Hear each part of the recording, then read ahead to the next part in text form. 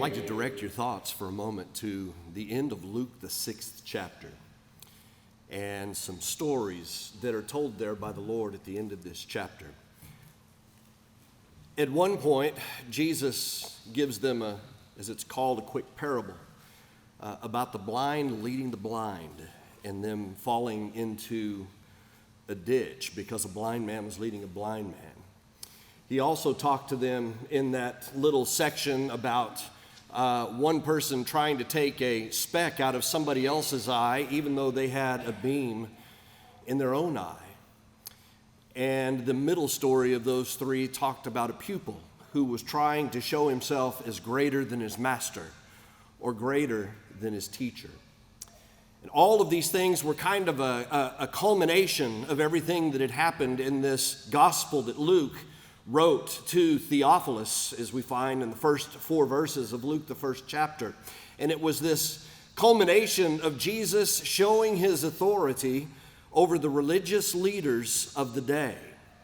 Because even all the way back in Luke 4, after Jesus had cast out some unclean spirits and things along those lines, the people that listened to him there said, "Who is this man? He casts out unclean demons, and he teaches us as one who has authority." Unlike those religious leaders of the day whom Jesus would tell them, now you listen to what they say, but you don't do what they do. You listen to what they say because they're teaching you rightly. Jesus, on the other hand, not only taught them rightly, but he was showing the people how to live. And so when he gets to that culmination, he gives these 3 stories about you need to be careful with these leaders, because these leaders, these are ones who will blind leading the blind, or those who are pupils who think they are greater than their teachers. And then in chapters 7 and 8, the scene kind of shifts a little bit, because Luke records, I should say, the story 3 different ways of Jesus, or 4 different ways of Jesus showing his authority and his ability to be the one who has the authority to save. One verb comes up several times in Luke the 7th chapter and Luke the 8th chapter, and if I say it right, which I doubt that I will, it's the original Greek term sozos, and a derivative of that, diasozos, which literally means to save. It means to rescue, and in one form it means to bring through safely, and to bring through a problem that someone was having in their life in a safe way. And Jesus' teaching, not only to Theophilus as he wrote these things, but to anybody who would read the gospel, is Jesus is the one who has the authority. He is, as we're talking about this weekend, the answer, the one who has the authority to save even one who was dead, as we'll talk about in just a moment, to bring back to life one who was dead, to save one from their sins, to save one through his word and through his teaching from eternal damnation. As we go through some of these stories that we have the opportunity, as we have the time to go through today. But that's what these next couple of chapters are about, are Jesus being the one who has that authority, that he is the answer for those who were questioning, Jews maybe, how do I return to God or become reconciled to God? And Gentiles certainly, how do I form a relationship with God in the first place? Jesus was going to be their answer. In Luke the 7th chapter, beginning in verse 1, we begin with that first story, and it's one that you're all familiar with, of that centurion who had a servant at home who was laid up sick, who was going to die. There is no doubt from the way that this thing is discussed. And beginning in verse 1, it says, when he'd completed all of his discourse in the hearing of the people, he went to Capernaum, and a certain centurion's servant, who was highly regarded by him, was sick and about to die. And when he heard about Jesus, he sent some Jewish elders asking him to come and save the life of his slave. This Gentile centurion, and maybe one of the reasons that message is first is because Luke understood that Theophilus would understand a Gentile wanting to know how to form this relationship. This Gentile centurion had heard about Jesus and had heard about the work that he was doing. And he had heard about his saving of these people. And he immediately sent for him. And he sent these Jewish leaders who were willing to go to Jesus and say, look, this man is worthy listening to, and it's a worthy request because he has built our synagogue down here. He has helped the community in all of these ways. It's a worthy request for you to come and to save this servant. What I want you to take from this, if you are in a situation, whether you need to return to the Lord or whether you need to begin a life with him, it's what the Bible says about Jesus' reaction. Verse 6 says, now Jesus started on his way with them immediately. When Jesus heard of this man's faith, when he saw this man's faith, the Bible says he moved immediately. And I want you to keep that point in mind as we go on through this little story here about this, because the next thing that I want you to understand and see is this centurion's reaction. Because when he found that Jesus was coming to his house, and I would love to take the time to go through why I think all of this happened the way that it did, but we just don't have time today. When he heard that Jesus was coming to his house, he said, no, don't have him come. Don't have him come down here. I'm not worthy that this man would come under my roof, but rather just say the word. And basically, he told those he was speaking to, listen, I'm a man who has people under my authority. I know if I tell them to do something, they go and do it, and it is done now. I know that when I give these orders, these things are going to be accomplished, and I know through my faith and through what I have seen from this man that all he has to do is say the word. When Jesus sees your faith, and when he sees a faith like that, Jesus moves immediately. There's no reason for you not to. So many people want to sit, they want to wait, they want to say, let's hold off until tomorrow. But upon your faith, Jesus moves immediately to heal. Jesus told them there, because of his faith, that man's servant would be healed in that hour, and they found at that very hour when they went back home, that man's servant was healed. Jesus moved immediately, and he will move in your life as well that same way upon your faith. If you decide to return to him today and you're a guilty distance from God, upon your faith, Jesus will move immediately. If you've never obeyed the gospel and want to start a relationship with God, on your faith, Jesus will move immediately and be the answer to your needs. But immediately following this, there's another little story. The story Jerry talked about just a little bit ago the other night, so we're not going to take a lot of time with this. But it's that widow of Nain in that city of Nain. And one of the things that I love about this story that Jerry didn't bring up, although he and I talked about it, and he has it in one of his sermons where he uses this, and I love this idea. You know, 800 years earlier in that same area, Nain's not far, by the way, from Shunem, maybe a town that you have heard of in your Old Testament readings. Nain's not far from Shunem. You may remember the Shunammite woman who had that one son that died, and she sent for Elisha, the prophet, to come and to raise that son from the dead, and he did. And you know, that story, no doubt, had gone through that little town and that area for 800 years now, that a great prophet was there at one point and had raised someone from the dead. But you know, 800 years later, maybe 2,000 years later, where we stand now, 800 years later, that's just an old story. That's just something that the people made up at some point. But now we find this widow coming out, following this funeral with this coffin being carried out of the town. That wouldn't have been an odd sight at that point in time. As Jerry said, the cemetery was just outside of town. That's where most of them would have been. They would have had that transformation. But there's this woman following after that coffin. And I want you to think about her. She's a widow. And I want you to think about her in that society of that day. As a widow, she had lost her husband. Now, her husband was the key to her being and having a successful home in that city. He was the one who brought in all of the things that it would take. Now, she would run the home, but the husband was the one who had the ability to go out and to bring in all of those things that it would take for her to run a home. But after her husband died, she now had this son, her only son, the Bible tells us. And as a son, it was his responsibility to honor his father and his mother.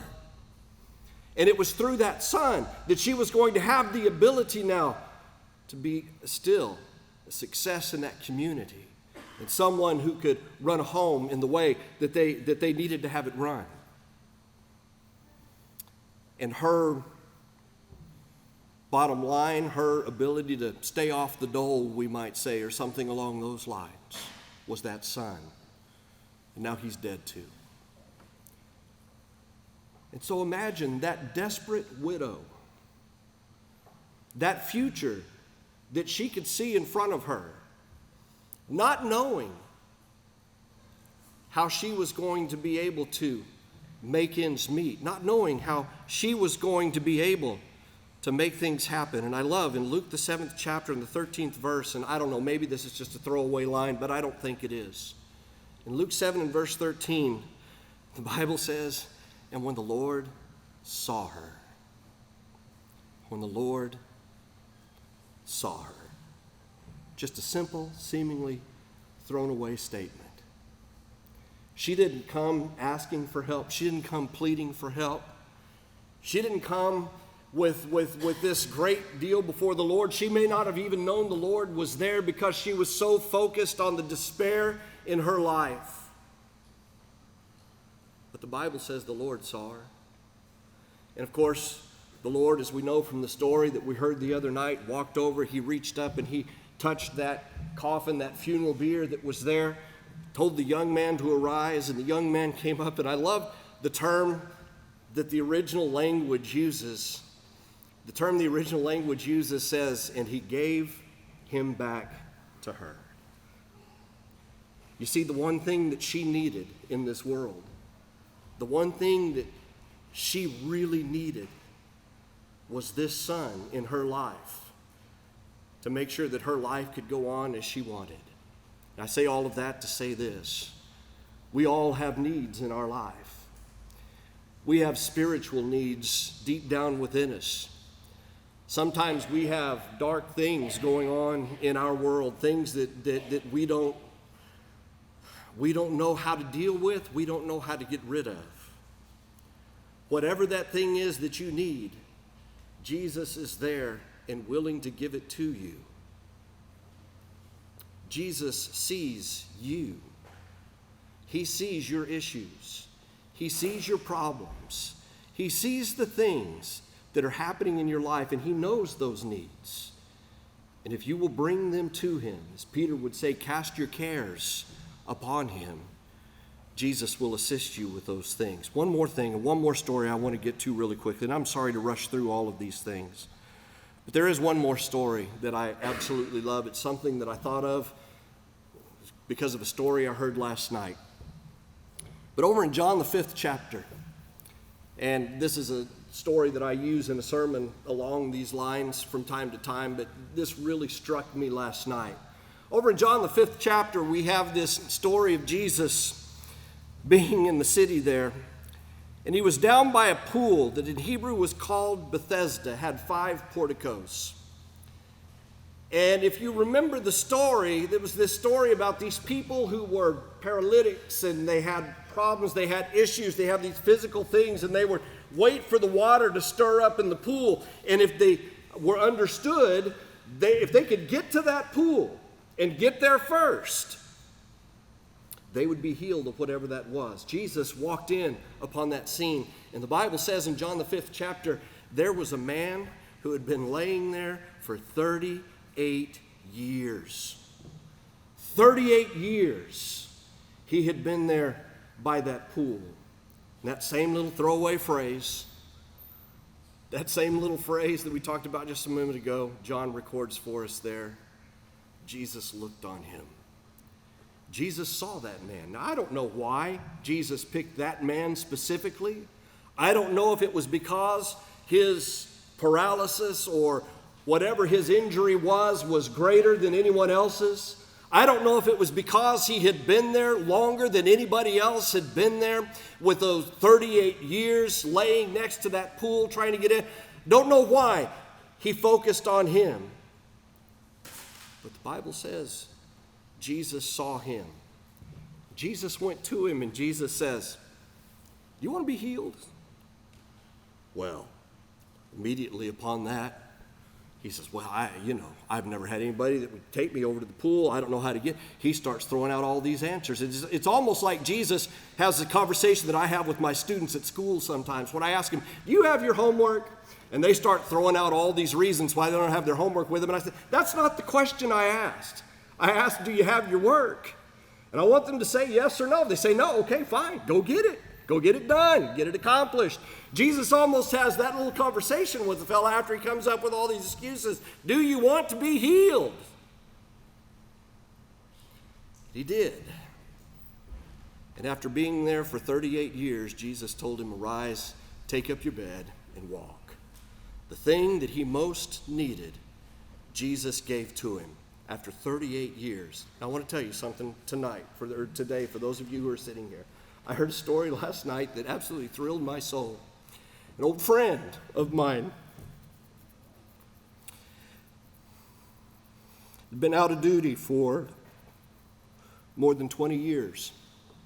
I heard his mom last night tell my wife that he'd come back to the church, that he'd come back to the Lord after 20 years. Listen, if you are here and you are heartbroken tonight or today because of somebody who has been gone, because of somebody who is out there and away, Jesus is still looking.